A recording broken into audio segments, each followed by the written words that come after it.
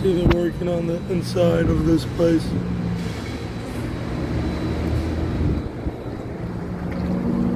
Yeah, I just love living and learning real estate. Yeah. You learn by knowing the location. Things change all the time. Things are constantly changing. So you're keeping up with your location, keeping up, hey, what is my cost of the square footage, of what can I do with the property, what can be done in my area. That's the number one. I think the number one is understanding what can I do with my property. Yeah, knowing your location is very, very important. Understanding where you live, what you want to buy. It's the number one, I would say. If you're going to buy a property, better know your blocks around it to see, okay, is it going to go up or down?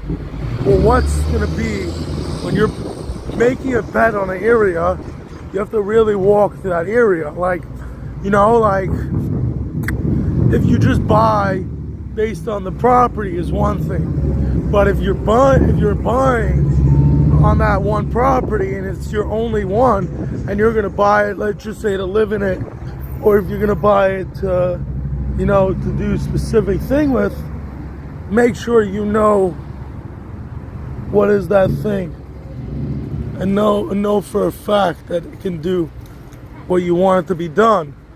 That's very different than just saying, oh, I could do this and that. You're actually experiencing it, and you're seeing it in firsthand. And like at the end of the day, your opinion is the most important. At the end of the day, you have to feel out what it is.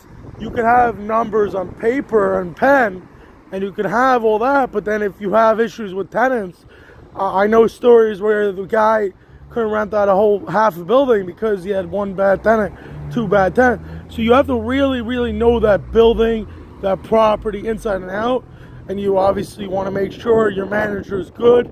You have to also just really feel out the area, and it doesn't matter the type of investment you're making. You're generally making a general investment. You're saying, hey, I want to buy X property for X reason, for X return, and you're like, okay, this is my general numbers, this is my general subject. Let's just say I want to buy a single family, I want to buy a multifamily, I want to buy an RV park, I want to buy a mobile home park, whatever it is you're trying to buy. But you could say, okay, I know that in this area the multifamily will go, and it actually will come